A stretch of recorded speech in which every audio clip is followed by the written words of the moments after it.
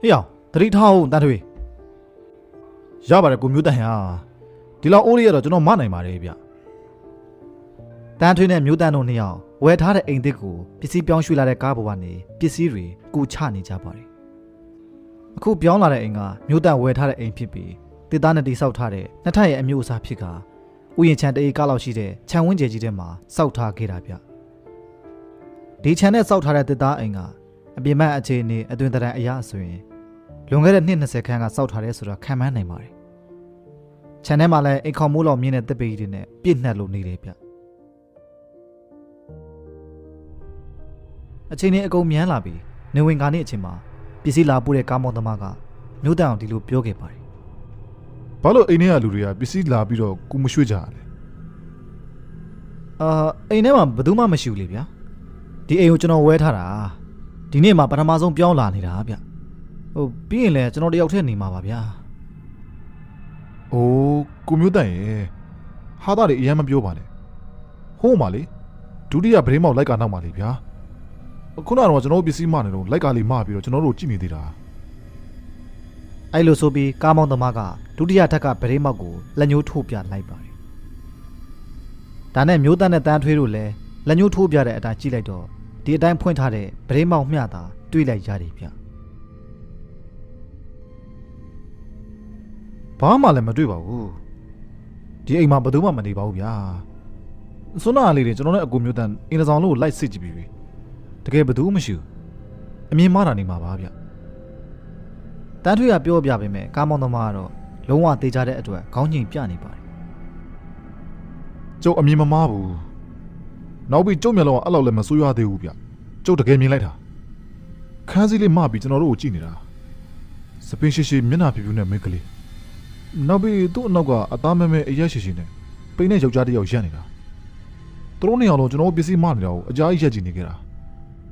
ကျွန်တော်ခင်ဗျားတို့ကိုပြောဖို့လုပ်နေတာပဲမျိုးသားနဲ့တန်းထွေးတို့နှစ်ယောက်ဒီလိုကြားပြီးတဲ့နောက်ဘာမှပြန်မပြောဘဲအံ့ဩနေခဲ့ကြပါတယ်ပြီးပြီဆိုတော့ကျုပ်လည်းပြန်တော့မယ်ဗျာကားပေါ်ရောက်တော့ကားဆက်နှိုးဖို့အတွက်ဂီယာတိုင်းကိုကင်လိုက်ချိန်မှာခလေးလက်လိုအရာတစ်ခုနဲ့ကားမောင်းသမားလက်နဲ့တွားထိမိတွားခဲ့တယ်ဗျာကားမောင်းသမားလန့်သွားပြီးနဘေးကိုကြည့်လိုက်တဲ့အချိန်မှာသူ့ကိုထိုင်ကြည့်နေတဲ့6နှစ်အရွယ်ကလေးသူ့ဘေးမှာထိုင်နေတာကိုတွေးလိုက်ရပါတယ်ဦးလေးကျွန်တော်လည်းလိုက်ခဲ့မယ်နော်ကျွန်တော်ခေါ်သွားပါဗျာကျွန်တော်အလဲလိုက်ချင်လို့ပါကျွန်တော်ခေါ်သွားပြီပါနော်ကြကြပါဦးကြပါဦးတရေချောက်နေရပဲဒီလိုနဲ့ကားမောင်းသမားဟာမြို့သားတို့အရှိမာတင်မဲ့ကားပေါ်ကလိမ့်ကျလာခဲ့ပါတယ်ဒီလိုနဲ့မြို့သားနဲ့တန်းထွေးတို့အိမ်နဲ့ပစ္စည်းတွေရွှေ့လာခဲ့ပြီးမနှက်ဖြန်သူ့နေရာနဲ့သူနေရာတကျပြန်စီဖို့အတွက်အရက်လေးတောက်ရင်းအိမ်ထဲမှာအမောဖြေနေခဲ့ကြတယ်ဗျတနေကုန်ပေမန့်ထားခဲ့သည်မြအပန်းဖြေအနားယူရင်းစကားတွေပြောနေခဲ့ကြပါတယ်ညနေကပစ္စည်းလာပို့တဲ့ကားမောင်းသမားကိုတွေ့လာကိုကျွန်တော်ရည်ချင်းတော့မယ်အလိုလိုနေနဲ့ကားပေါ်ကလိမ့်ကြတာလားနောက်ပြီးဘာလဲတရေချောက်တယ်ဆိုတာရှောက်ဩနေတာကြည်ရတာမူးနေရင်တန်းလန့်ထင်တယ်ဒါမှမဟုတ်အဲ့ဒီကားသမားတခုခုချိုယွင်းနေတယ်အယူတယောက်များလားငါတော့အဲ့လိုမထင်ဘူးကွာဟိုဟာသူ့စီကငါအရက်နဲ့မရဘူးလို့ပြောတာနောက်ပြီးအယူလို့ပြောအောင်လည်းမဟုတ်သေးပါဘူးပြီးတော့သူ့ရဲ့အပြုအမူအပြောဆိုတွေကတာမန်လူတယောက်လိုပုံစံပဲကွာတို့ထက်တောင်ဆက်ဆံရကောင်းသေးတယ်ဒါဆိုစေးကြောင်နေတာများလားကိုငါလည်းမသိဘူးသူ့ကြည့်ရတဲ့လောက်ဆိုရင်သူတကယ်ကြောက်နေတဲ့ပုံပဲတကူကူလန့်တယ်လို့ကြောက်လန့်သွားပြီးတော့ဟိုလိပ်ပြလွတ်မတက်ဖြစ်သွားတယ်လို့မျိုးငါတွေးရင်သူ့ကိုတိတ်တနာတယ်ကွာဒါမှလည်းအကိုစေးဘဝကပြီးလိုက်တာမနေဘူးနော်ကျွန်တော်မြင်လိုက်တာတသိန်းလောက်တောင်ရှိမယ်ပြောလို့မရဘူးကျွန်တော်တို့တနာကိုဟန်ဆောင်ပြပြီးတော့ယူလို့ကောင်းအောင်လုပ်တော်တာလားမသိဘူးပေါက်တက်ကြရတွေတန်းထွေဟာအဲ့လိုဆိုပြီးမြို့သားနဲ့တန်းထွေတို့ညနေရဖြစ်ခဲ့တဲ့ကားမောင်းသမားအကြောင်းရည်ရင်းပြောနေခဲ့ကြပါတယ်ဒီလိုလို့မင်းဒီညဒီမှာပဲအိတ်လိုက်တော့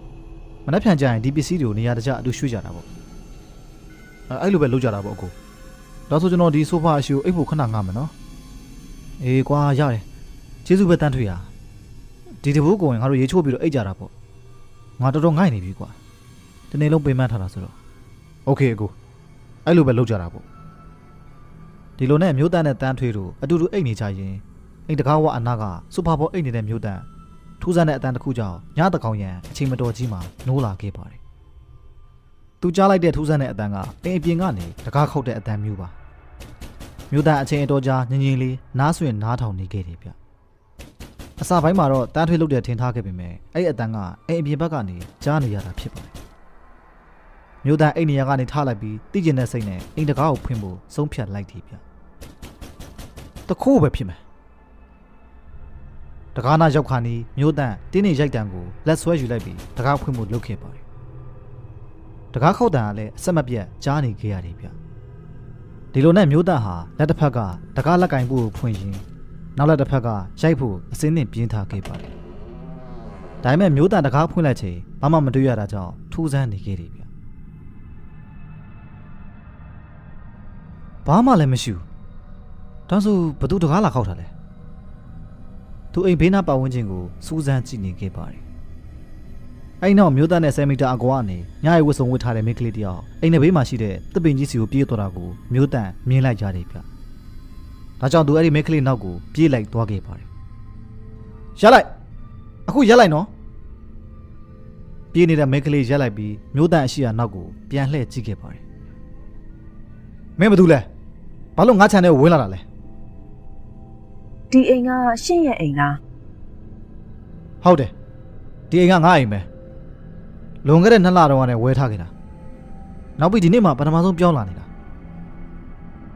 အခုချိန်မှာရှင်ကဒီအိမ်ရဲ့ပိုင်ရှင်ဆိုပေမဲ့ကျမဒီအိမ်မနေရအတော့ကြာနေပြီမင်းတခုခုနားလည်မှုလိုအပ်နေတာဖြစ်မယ်ငါသာဥပဒေအရာဒီအိမ်ရဲ့တရားဝင်ပိုင်ရှင်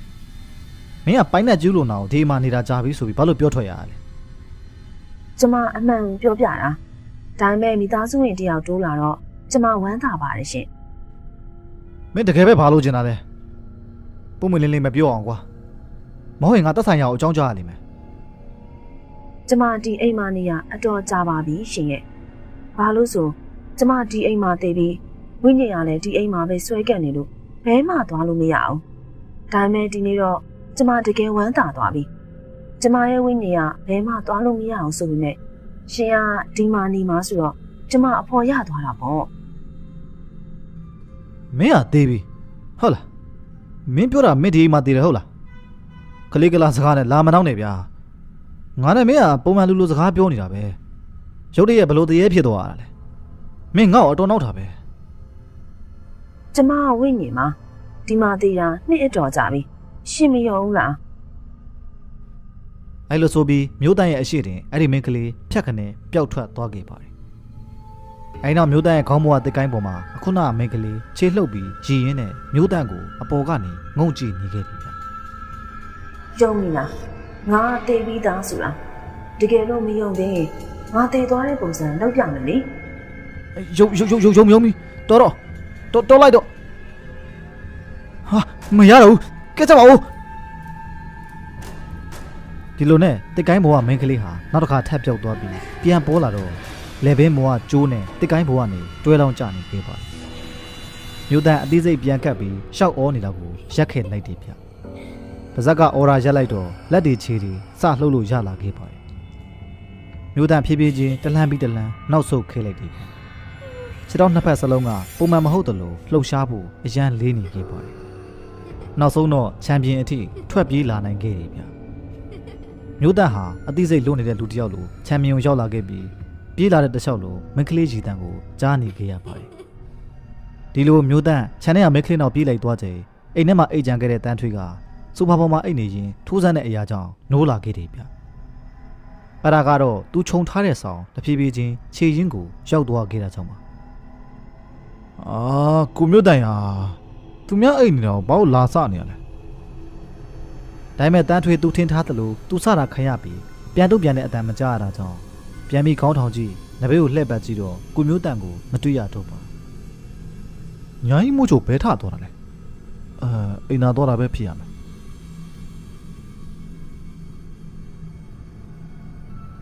နောက်တစ်ခါထပ်အိတ်ဖို့ကြိုးစားပေမဲ့တန်းထွေးအိတ်နေချင်းပြန်ထထိုင်လိုက်ပြီးခြေရင်းကိုကြည့်လိုက်တော့ကြမ်းမော်ကျသွားတဲ့ဆောင်းကတခုခုဖုံးအုပ်ထားသလိုခုံးနေတာကိုမြင်လိုက်ရပါတယ်ဆောင်းအောက်မှာတခုခုရှိသလိုပုံစံမျိုးပါ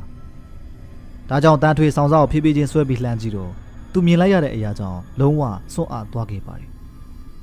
အသက်6နှစ်အရွယ်ကလေးတစ်ယောက်ကဒူးထောက်ထိုင်းနေရင်မျက်စံကင်းမဲ့ပြီးလက်ပင်တရားနဲ့တန်းထွေးကိုမော့ကြည့်နေခဲ့တာဗျတန်းထွေးဆိုဖာပေါ်မှာလုံးဝစွန့်အားနေခြင်းအဲ့ဒီကလေးကပြုံးပြရင်းပြောလာခဲ့ပါတယ်ဦးလေးကျွန်တော်တို့အတူတူကစားပြီနော်လာပါဗျတူတူပုံနဲ့ကစားရအောင်အဲ့လိုပြောကအဲ့ဒီကလေးကမတ်တက်ထရက်ပြီးတန်းထွေးစီကိုလာနေခဲ့ပါတယ်လာပါဦးလေးတူတူပုံနဲ့ကစားရအောင်ကျွန်တော်ပြင်းလို့ပါကျွန်တော်နဲ့အတူတူကစားနော်ဒီလိုကလေးကစူပါဘောထိုင်းနေတဲ့တန်းထွေးစီကိုလာခဲ့ပြီးရောက်လို့နီးနီးမှာပဲတန်းထွေးအနောက်ကနေထူးဆန်းတဲ့အတန်တစ်ခုထပ်ပြီးထွက်လာပြန်ပါတယ်အဲ့ဒီအတန်ကြောင့်တန်းထွေးစီကိုလာနေတဲ့ကလေးလုံးဝရက်တန့်သွားခဲ့တယ်ဗျရလိုက်နော်ဦးလေးကိုမစပါနဲ့ကွာသွားတခြားမှာသွားကစား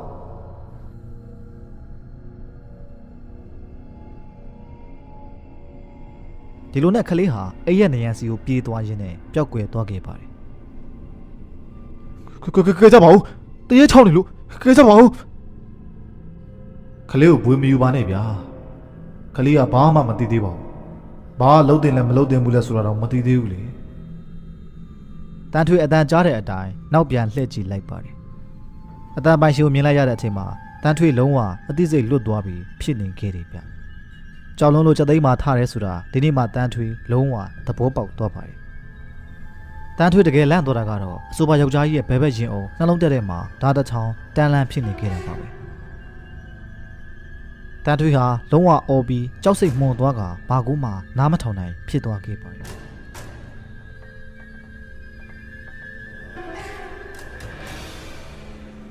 အဲ့နောက်တန်းထွေးအိမ်အပြင်ခြံတာကဝစီပြေးလာတော့မျိုးတန်နဲ့တွေ့ခဲ့တယ်ဗျအဲ့နောက်အသေးစိတ်လေးဘာလေးပြန်ကပ်ပြီးသူတို့ကြုံလာကြတာတွေကိုပြောပြခဲ့ကြပါတယ်ကိုမျိုးတန်အခုအိမ်ကတရေအရန်ချုပ်တယ်ဗျစွန်းတော့ကျွန်တော်ဆိုရင်နှလုံးရက်မတက်ပဲငါလည်းမွေးကြတဲ့တခါမတွေ့ဘူးကွာဒီကဘာပေါ်မှာတရေရှိမယ်လို့လုံးဝမတွေးခဲ့မိဘူးကျွန်တော်ကတော့လုံးဝအဲ့ဒီအိမ်ထဲကိုပြန်မဝင်တော့ဘူးဗျာကျွန်တော်ကြောက်တယ်ဗျဒါဆိုငါကဘယ်လိုလုပ်ရမှာလဲခအခုလှုပ်ချင်တယ်လို့သာလှုပ်တော့ဗျာကျွန်တော်ကတော့လုံးဝဒီဘဝဒီအိမ်မက်ကိုချေမလှဲတော့ဘူးတကယ်မှတ်တယ်ဗျာတေးတဲ့အထိလုံးဝမှတ်သွားပြီကြည့်ရတဲ့ပုံစံကတော့မျိုးတန်တယောက်တန်းထွေးရဲ့အိမ်မှာလိုက်တေးရမယ့်ပုံစံဖြစ်ပါတယ်အဲ့နောက်ပိုင်းမျိုးတန်နဲ့တန်းထွေးတို့ရက်အတော်ကြာနေမကောင်းဖြစ်သွားကြတယ်ဗျအတော်တန်ကြာတော့မျိုးတန်ရဲ့အိမ်မက်ဖြစ်တဲ့ဥယျာဉ်ထဲကအိမ်လေးဟာ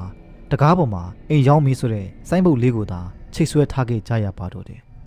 ဟုတ်ကဲ့ဇလန်းလေးကတော့ဒီလောက်ပါပဲခင်ဗျာအားလုံးကျေးဇူးတင်ပါတယ်ခင်ဗျာ